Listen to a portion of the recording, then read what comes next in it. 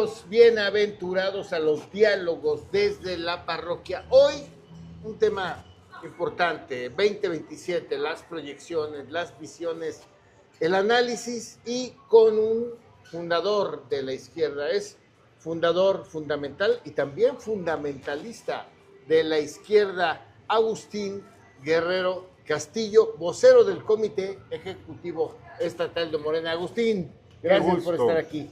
Qué gusto, Álvaro, muy contento de estar contigo y de poder comentar esta coyuntura muy importante porque ya estamos prácticamente a poco menos de un año para el proceso electoral de mitad de sexenio que va a poner a revisión prácticamente a todo el país de cómo están las cosas, ¿no?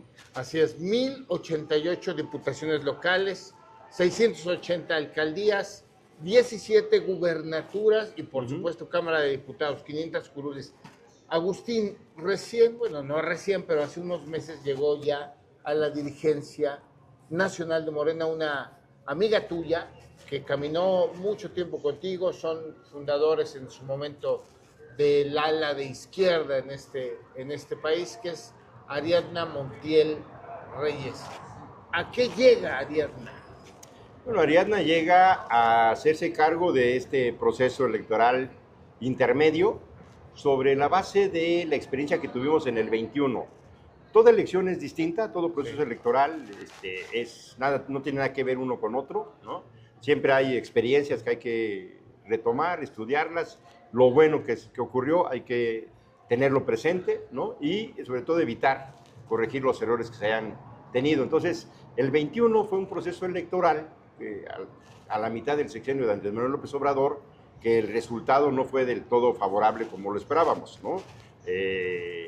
Tuvimos sorpresas muy fuertes en la Ciudad de México. Sí, la mitad prácticamente se perdió. La mitad prácticamente se perdió. En el caso de Puebla, en el estado, perdimos la capital y su consecuencia, distritos. Zona metropolitana. Porque nosotros habíamos ganado en el 18 los 15 distritos federales y ya para el 2021 perdimos 4. Ganamos solamente 11 de los 15. Entonces 15, ahora son 16. Ahora van a ser 16. Entonces, el resultado, siendo de mayoría, porque se mantuvo la mayoría, no fue lo bueno que se esperaba en aquel año. Entonces, ahora vamos a otra elección intermedia, la elección intermedia de la presidenta Claudia Sheinbaum, y pues no se quieren sorpresas, no se quiere dejar que las cosas vayan ocurriendo sin estar sujetas a una estrategia, a un diagnóstico. Y eso es lo que viene a hacer Ariadna Montiel, establecer un diagnóstico de cómo está Morena en todo el país, particularmente en estos 17 estados donde va a haber elección para gobernador. De esos 17, Morena gobierna en 13 estados, ¿no? Y hay 4 estados que son 2 del MC, uno del MC, que es Nuevo León. Está 2 del PAN, que es Querétaro y Aguascalientes. Pero también de MC podría contarse Jalisco, ¿no? Sí, pero Jalisco no va en este paquete, va solamente Nuevo León. Ajá. Y el otro es San Luis Potosí, que es de un aliado, que es del Verde, ¿no? Que obedeció una lógica distinta y que ahora, por lo que se ha empeñado el actual gobernador de poner a la mujer, a su esposa como candidata, pues es un tema que no se comparte en Morena y bueno, pero eso es un cuarto estado que no gobierna directamente Morena. Entonces, tenemos 13 estados donde el punto de partida es refrendar esa mayoría, refrendar esos 13 gobiernos estatales y de los otros 4, pues procurar tener un resultado positivo en los 4, ¿no? Y tratar de arrebatarle al PAN sus bastiones y al MC su bastión acá. Fíjate que echaba yo la memoria atrás. De la época ya de la alternancia, el único presidente que logró incrementar el número de curules federales en su elección intermedia fue Enrique Peña Nieto. ¿Tú crees que se va a poder conservar la mayoría calificada o incrementarla en esta elección para la presidenta Claudia Sheinbaum? Mira, la actual correlación de fuerzas en la Cámara de Diputados y en el Senado obedeció una estrategia en el 24 que fue el Plan C. Ese fue el punto de encuentro, el apalancamiento para el voto del 2024 a nivel legislativo fue vamos por el Plan C, es decir, por la mayoría calificada en el Congreso.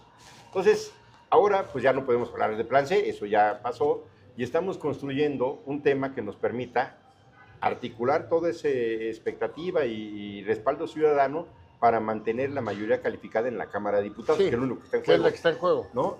Ese tema es la soberanía, es la defensa de la soberanía. Ahí lo hemos marcado desde hace pues ya prácticamente 2 meses, desde el 5 de mayo, cuando vino aquí la presidenta Claudia Sheinbaum, ahí en esa visita, y luego 2 semanas después, en el informe que presentó por los 2 años de su elección, el tema que nuclea a todo nuestro movimiento es la defensa de la soberanía y todo lo que ello implica. Entonces yo creo que tenemos condiciones para ir por las 2/3 partes, ¿no? En el caso de Puebla son 16 distritos federales, estamos trabajando ya para que ese número de distritos que hoy tiene Morena se mantenga, ¿no? Con Morena y aliados. Morena y aliados, son 11 de Morena, 2 del PT, 3 del Partido Verde, ¿no? Entonces ya sabremos si se mantiene la misma proporción, pero vamos a ir juntos. Eso, en los 300 distritos federales vamos a ir juntos. Verde con PT. ¿no? Verde con PT, sí. Ahora, esta visión, creo que yo la he escrito, de que la presidenta quiere arrasar, ¿se dan las condiciones para ello en el país, en Puebla? Sí, mira, bueno, es que tiene que ver con los diversos factores, ¿no? Por un lado, Morena viene de un proceso de fortalecimiento en su organización territorial. Sí. Dedicamos prácticamente 1 año a la afiliación, a la conformación de comités seccionales. En el caso de Puebla tenemos un comité seccional en cada una de las 2.904 secciones. Por primera vez tenemos consejos municipales de coordinación territorial, 217 consejos, que no había antes. Y eso mismo tenemos en todo el país. Entonces, es 1 año y medio que hemos estado dedicados a la organización fundamentalmente. Entonces, todo ese trabajo va a estar a prueba en el 27. Evidentemente, vamos a ver. Le hemos dado seguimiento con talleres de formación política. Todos estos equipos que hemos integrado están sujetos a talleres de formación política, de fortalecimiento de los principios, del ideario político y además con tareas de propaganda. En materia de visita domiciliaria, la presidenta Ariadna Montiel ahora, entre las tareas que ha expuesto, que tenemos que realizar todos en el país, es visitar 30 millones de hogares. En el caso de Puebla estamos hablando de 1.700.000 hogares, que ya iniciamos a su visita y que vamos a seguir hasta finales de año. O sea, no va a haber un domicilio en Puebla que no sea visitado por algún activista, algún militante de Morena, platicando con la gente, llevándoles nuestro periódico, ¿no? Acercando la información, invitándolos a participar en los asuntos públicos. Entonces, es un equipo enorme. Si tenemos, en el caso de Puebla, alrededor de 700.000 afiliados, ¿no? Y en las estructuras, pues más de 100.000 personas que necesitamos poner en movimiento. Entonces, yo creo que hay condiciones organizativas para eso. Ahora, en lo político, ¿qué observamos? Que al fortalecimiento de Morena, ¿no? Va acompañado una gran evaluación a la presidenta de la República. La presidenta ha mantenido desde que fue electa un porcentaje de aprobación por arriba del 70%. El 70%. Se ha acercado al 80% en algún momento, ¿no? Pero ha estado en esos rangos. Y el gobernador Armenta igual. O sea, él fue electo con el 53% de la votación y nunca ha estado por abajo del 60%. Ha tenido picos, 60, 65%, se acercó al 69, pero ha estado en ese rango. Entonces, son factores políticos que te ayudan muchísimo, ¿no? El que estén muy reconocidos por parte de la ciudadanía. Son factores que suman. Por otro lado, tenemos gobiernos que han dado resultados, tanto la presidenta, que ha ido cumpliendo sus compromisos. Si uno revisa los 100 compromisos que se hicieron durante la campaña, pues ahí están, o sea, se han ido convirtiendo en acción, en políticas públicas, en algunos casos en modificaciones constitucionales, sumando derechos, ¿no? Y obras, y toda una política de obras de construcción, tanto carretero, de hospitales, de escuelas, como nunca se había visto, ¿eh? O sea, y hay que reconocerlo, mucho más intenso que con Andrés Manuel López Obrador. Yo creo que la política de obras de la presidenta es mucho más horizontal que lo que hizo el presidente López Obrador, que se concentró muchísimo en la refinería de Dos Bocas, lo del Tren Maya, en fin, ¿no? Pero en el caso de la presidenta es mucho más horizontal su presencia. Y lo mismo vemos con el gobernador Armenta, ¿no? Que tiene un programa que es el ancla de su política social, que es la obra comunitaria, ¿no? Que implica la participación de la ciudadanía en una parte del presupuesto del Estado y en determinar qué es lo que se necesita, qué tipo de obras es lo que se requiere, y en la administración de los recursos a través de un comité que está encargado una compañera, una mujer, como la que maneja los recursos de esas obras comunitarias. Y ya en este año y medio de la administración del doctor Alejandro Armenta, pues ya hay resultados. Yo la verdad es que recorriendo el estado encuentro muchos mensajes y que me llegan a mi teléfono de gente que pues reconoce que su localidad que estaba abandonada, que nunca se hizo nada, de pronto ya hay una cancha, de pronto hay un techado, de pronto hay una clínica, en fin, cosas que marcan un cambio en la atención del gobierno con la ciudad. Entonces, esos son factores que juegan a favor. Otro elemento ahí es que en este periodo, después de la elección del 24, el PRI se ha desdibujado, se sigue desdibujando. Nos ayuda mucho que sea Lito Moreno su presidente, ¿no? Entonces seguirá hasta que pierdan el registro. Y por el lado del PAN, pues lo mismo, o sea, el PAN es un partido que se está haciendo pequeño, ¿no? Que se está pagando el costo de no actualizarse, de no hacer una lectura correcta de lo que está ocurriendo. Tiene una dirección gris. Creo que la expectativa que generó Mario Riestra cuando llega a la presidencia, pues lleva un año y no declara, no opina, no critica, no se asume como oposición. En el Congreso también sus diputados están muy testimoniales, ¿no? Entonces, ¿a qué voy?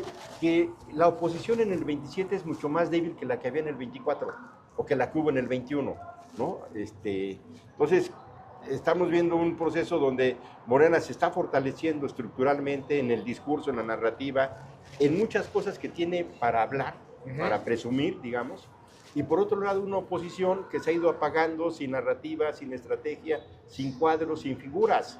No hay nadie hoy en Puebla que represente la oposición, no hay una sola figura que sea un contraste a lo que realiza Morena en el Estado. Ahora bien, a ver, primero, ¿ya logró Morena trascender del movimiento social y político al partido?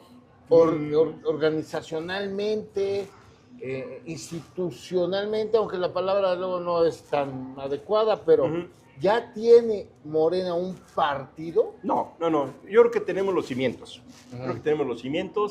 Yo creo que eso va a empezar a ocurrir después del 27. ¿Qué significa eso? Nosotros hemos ido actualizando nuestro programa. Los partidos políticos tenemos, digamos, 3 documentos básicos.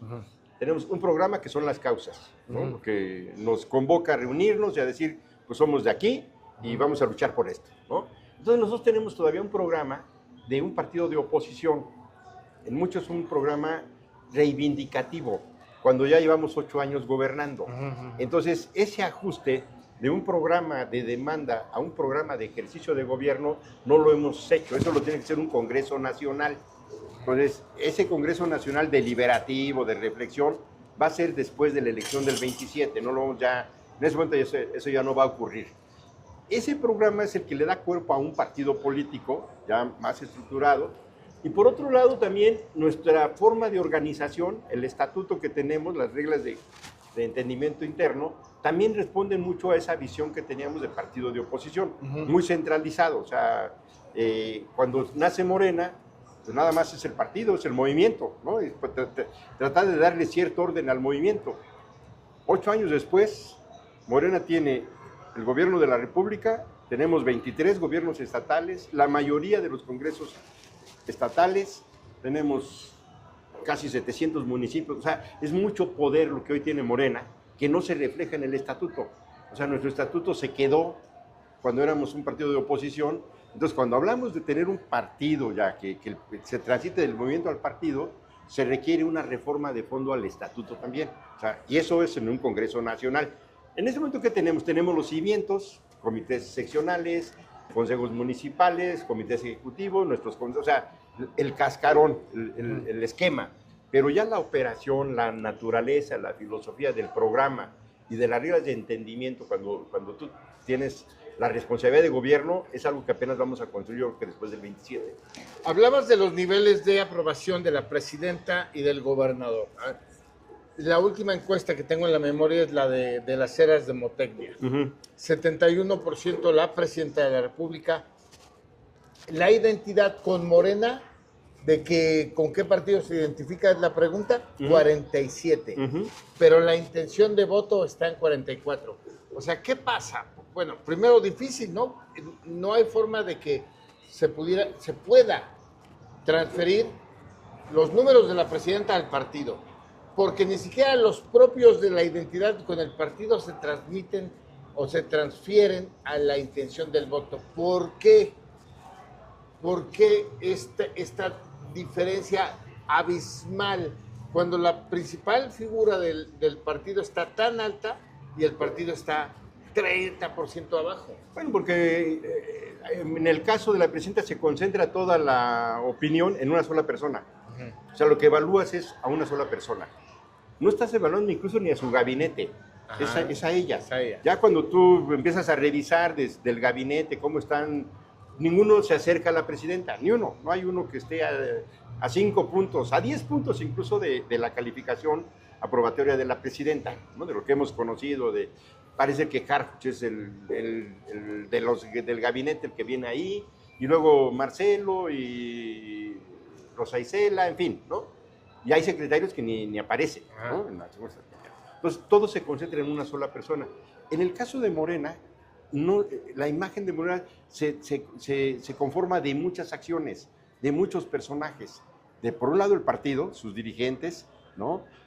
Que hablan, que fijan postura, en fin, pero también sus gobiernos, sus gobernadores. Entonces, de pronto, Morena puede estar mejor evaluado en un estado que en otro, dependiendo de esos factores que van más allá de una sola persona, que es el caso de la presidenta. Entonces, pero lo mismo pasaba con Andrés Manuel López Obrador. Siempre nos costó mucho trabajo tratar de empatar el respaldo de Andrés Manuel con la imagen de Morena, ¿no? Nunca fue igual, pero incluso el primer año, en las preguntas era que le hacían a la gente, oye, ¿de qué partido es López Obrador? ¿Del PRD? O sea, lo seguían identificando con el pasado. Estaba hablándote, Andrés, dejamos al PRD en el 2012, sí. Pero Morena va a su primera elección en el 2015. Sí. Ese periodo... Que era una elección intermedia, además. Que era una elección intermedia. Ese periodo no había un punto de referencia de que Andrés es igual que Morena. No lo había. O sea, en términos de prácticos, digamos. Te lo da la primera elección, donde dices, a ver, Andrés está llevando a votar por Morena, no por el PRD, por Morena. Entonces, a partir de ahí empieza a ver ya esta identidad entre el líder y el partido, ¿no? Entonces, yo creo que eso es lo que está ocurriendo también acá. El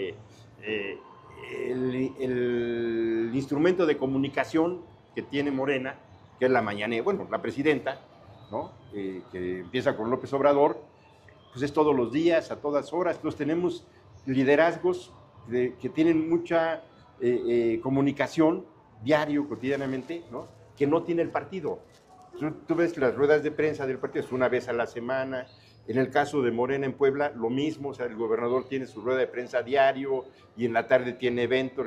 Y el partido tiene una menor presencia en los medios, una menor exposición. Yo creo que también eso está ahí a la hora de la... Ahora, en esta encuesta que tú comentas, al final del día, ese 44% de preferencia electoral, ¿no? Cuando viene la elección, tú quitas del proceso electoral todo lo que no es voto válido, voto con definición por partido político. Y entonces quitas todos los que no votaron, los que estos de no sabe, no contestó, eso no cuenta. Y entonces ese 44 se te puede convertir en un 55, 60%. Sí, ya el universo se reduce. Ya en el voto efectivo, lo que es el voto efectivo, ese 44 se vuelve 60. ¿Y cuál es el porcentaje de apoyo del gobernador? 60.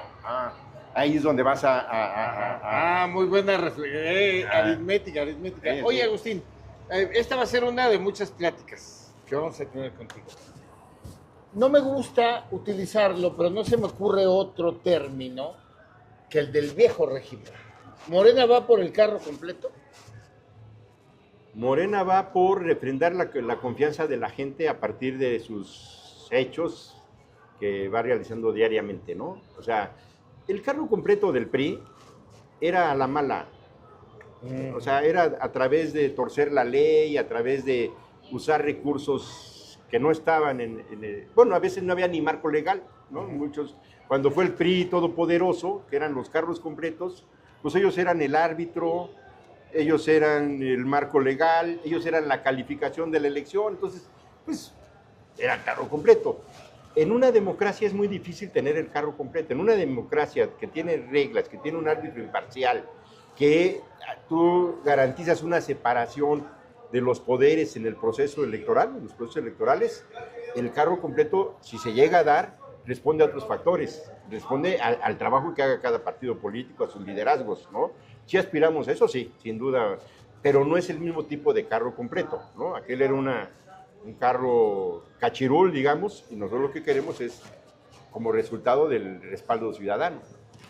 16 diputaciones federales, ¿cuántas ves ganando a Morena y sus aliados? En Puebla los 16. Yo creo que tenemos condiciones para refrendar el resultado. Ahora mismo va a salir la convocatoria para los compañeros que quieran participar para las coordinaciones distritales en Morena, y yo espero que pues los compañeros que queden ahí pues sean lo mejor que tenemos en el estado y que nos puedan representar en el proceso del año próximo. Yo veo ganando los 16.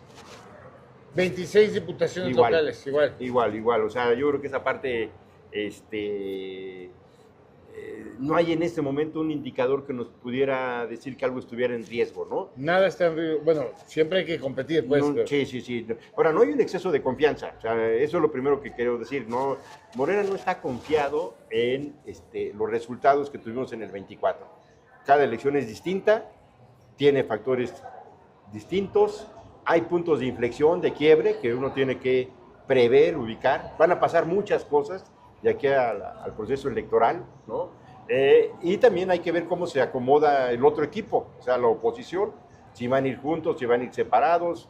Hasta ahora lo que sabemos es que el PAN ha tomado la decisión de no juntarse con lo que queda del PRI, ¿no? Por más que le está rogando Alito Moreno. Y ahora también Jesús Zambrano, que ya perdió el registro del PRD, está rogando que haya una alianza PAN-PRI, ¿no? Pero hasta donde sabemos van a ir separados. Eso genera un escenario muy distinto a que si fueran juntos. Entonces, ahí sí se aplica la máxima romana de divide y vencerás.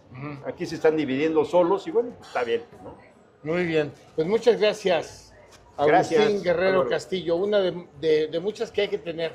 Oye, ya por último, ¿desde qué banca vas a ver el partido? ¿Desde la de técnico, desde la primera? O sea, ¿cómo te vas a acomodar? Vamos a ver, todavía apenas está iniciando el partido, vamos a ver, hay algunos factores todavía que se requieren revisar, ¿no? En cuanto a las funciones que vamos a tener todos, pero en el proceso vamos a estar, ¿eh? Sí, no, yo sé, no, esto seguro. ¿Pero no te gustaría ser otra vez candidato? Lo dice mi reflexión. Yo creo que sí, yo creo que esa es una puerta que nunca hay que cerrar, pero hay que esperar a cómo se acomoden las cosas, ¿no? Muy bien. Gracias, Agustín. Gracias a usted. Nos encontramos en la próxima.